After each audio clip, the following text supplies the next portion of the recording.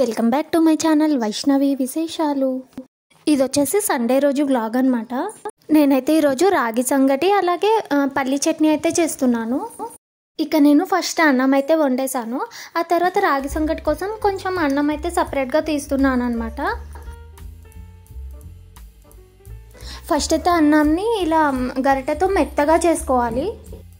అన్నం అయితే సాఫ్ట్గానే ఉందన్నమాట, కుక్కర్లో వండాను కాబట్టి. కాకపోతే సంగటి మెతుకుగా లేకుండా ఇలా మెత్తగా చేసేసుకుంటున్నాను అన్నాన్ని.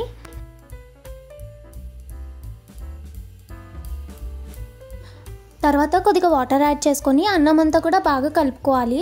ఉండలు అనేవి లేకుండా మిక్స్ చేసుకోవాలన్నమాట. తర్వాత ఒక 5 నిమిషాల పాటు ఉడికించుకోవాలి. చూడండి, ఇక్కడ అన్నం అయితే ఈ విధంగా ఉడికిపోయింది.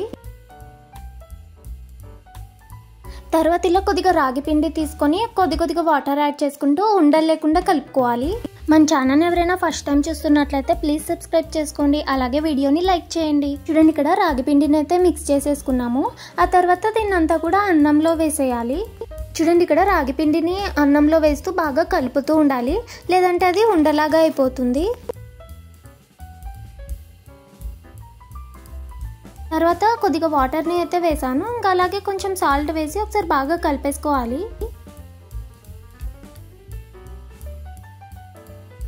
తర్వాత కొద్దిగా నెయ్యిని కూడా వేస్తున్నాను. రాగి సంగటి టేస్ట్ అయితే చాలా బాగుంటుంది.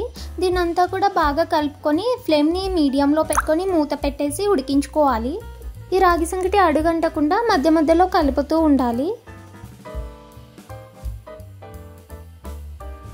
రాగి సంగటి ఉడికేలోపు మనం పల్లి చట్నీ అయితే ప్రిపేర్ చేసుకుందాం. నేనైతే ఈ పల్లీలని ఓవెన్లో పెట్టేస్తున్నాను. ఓవెన్లో పెట్టామంటే మనం కలిపే పని కూడా ఉండదు, అలాగే అవి మాడిపోతాయన్న టెన్షన్ కూడా ఉండదు. తర్వాత ఇలా బాణట్లో కొంచెం ఆయిల్ వేసుకొని ఎండు కొబ్బరిని అయితే వేయిస్తున్నాను. ఈ ఎండు కొబ్బరి అయితే చాలా త్వరగా వేగిపోతాయి అన్నమాట. అవైతే కలుపుతూ ఉండాలి. తర్వాత కొద్దిగా ఆయిల్ వేసుకొని ఎండుమిరపకాయలను కూడా వేయించుకోవాలి. ఇక్కడైతే ఎండుమిరపకాయలు కూడా వేగిపోయాయి. ఇవన్నీ చల్లారాక ఫస్ట్ ఇలా కొబ్బరిని అలాగే ఎండుమిరపకాయలని మెత్తగా పొడి చేసుకోవాలి. తర్వాత మనం వేయించిన పల్లీలను అయితే వేసుకోవాలి. తర్వాత ఉప్పుని అలాగే కొంచెం బెల్లం వేసుకోవాలి. బెల్లం కూడా కొంచెం ఎక్కువగానే వేసుకోవాలన్నమాట. పల్లి పచ్చడి తీయగా ఉంటేనే టేస్ట్ కూడా బాగుంటుంది. ఆ తర్వాత కొంచెం చింతపండు రసం వేసుకోవాలి. తర్వాత కొద్దిగా వాటర్ యాడ్ చేసుకుంటూ పచ్చడిని అంతా కూడా ఈ విధంగా మిక్సీ పట్టుకోవాలి. లాస్ట్లో అయితే ఆనియన్స్ని చిన్నగా కట్ చేసి వేసి కలిపేసాను అనమాట. మిక్సీకి అయితే ఏం వేయలేదు. తర్వాత అయితే ఇలా తిరుగువాత అయితే వేసుకోవాలి. చూడండి, ఇక్కడ టేస్టీగా ఉండే పల్లి పచ్చడి అయితే రెడీ అయిపోయింది. ఈ రాగి సంకట్లోకి పల్లి చట్నీ అయితే చాలా బాగుంటుంది. అలాగే సాంబారు, ఆకుకూర పప్పు అవి కూడా చాలా బాగుంటాయి. చూడండి, ఇక్కడ రాగి సంకటి కూడా అయిపోయింది, బాగా ఉడికిపోయింది. దీన్ని రాగి సంకటిని అయితే ఈ విధంగా సింపుల్గా చేసేసుకోవచ్చు. వంట రాని వాళ్ళు కూడా ఈజీగా చేసుకోవచ్చు అనమాట ఈ ప్రాసెస్లో. ఈ రాగి సంగటిని ఇలా నెయ్యి వేసుకొని పల్లి చట్నీతో అలాగే గట్టి పెరుగుతో తింటే టేస్ట్ అయితే చాలా బాగుంటుంది.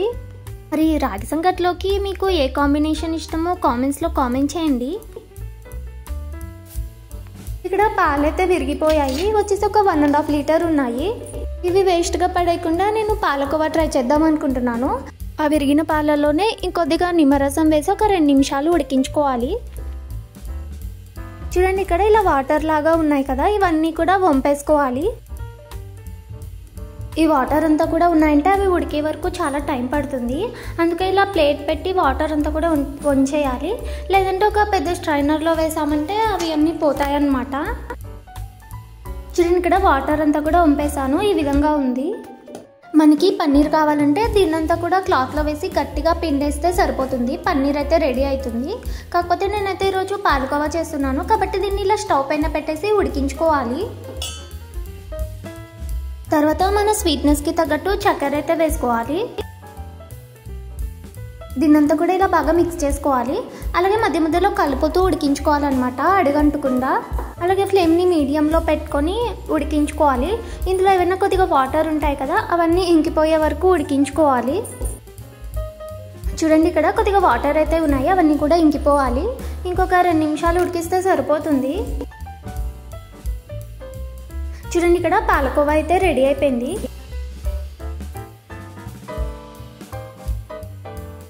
ఇక్కడ మా చిన్నోడైతే ఏడుస్తున్నాడని చెప్పి రాగి పిండిని అయితే ఇలా డబ్బాలో వేయమని అయితే పిలిచాను. వచ్చాడు, చూడండి ఎలా వేస్తున్నాడో. సగం కింద సగం మీద వేసి నాకు ఒక పనికి డబుల్ పని చేసి వెళ్తాడు.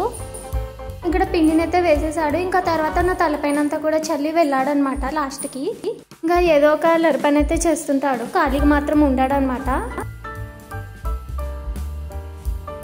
ఇక్కడ మా ఇల్లు చూడండి ఎలా ఉందో. ఇంటి నిండా బొమ్మలన్నీ వేసాడనమాట. అన్నీ ఇసిరిసిరి వేసేసాడు. ఎక్కడ కాలు పెట్టినా కూడా వాడి బొమ్మలే గుచ్చుకుంటుంటాయి. ఇంక ఇక్కడ బుక్ చూడండి ఎలా పరిచి పెట్టాడో. టవల్ అన్నీ వేసి దానిపైన పెట్టేశాడు. ఈ విధంగా ఉందన్నమాట మా ఇల్లు అయితే. ఇంక ఇక్కడ మా వారు అలాగే మా పెద్దోడు వెళ్ళి కూరగాయలు అయితే తెచ్చారు. ఇవి వచ్చేసేవో దిల్కుష్ అంట. నేనైతే ఫస్ట్ టైం తెచ్చుకున్నాము. వీటితో పప్పు కూర ఏవో చేస్తారంట, మాకైతే తెలియదు అనమాట. ఇక్కడ ఫస్ట్ టైం తెచ్చుకున్నాము, ఈరోజు ట్రై చేయాలి. అలాగే ఇక్కడ కూరగాయలు కూడా మేము కొన్నే తెచ్చుకుంటున్నాము, ఎక్కువ తెచ్చుకోవట్లేదు. ఎప్పుడు కావాలంటే అప్పుడు ఫ్రెష్గా తెచ్చుకుందామని చెప్పేసి. ఇంకా జ్యూస్ కోసం గుమ్మడికాయ కూడా తెచ్చుకున్నాము, బూడిద గుమ్మడికాయ. ఇంక ఈ కూరగాయలన్నీ సర్దేసుకొని పార్క్కి అయితే వెళ్దాం అనుకుంటున్నాము. ఇంకా ఫాస్ట్గా సర్దేసి ఇంకా పార్క్ అయితే వెళ్ళిపోవాలి. ఇదన్నమాట సండే రోజు వ్లాగ్. మరి వీడియో కనుక నచ్చినట్టయితే లైక్ చేసి షేర్ చేయండి. అలాగే ప్లీజ్ మన ఛానల్ని సబ్స్క్రైబ్ చేయండి. వీడియో ఎలా ఉందో కామెంట్స్లో కామెంట్ చేయండి.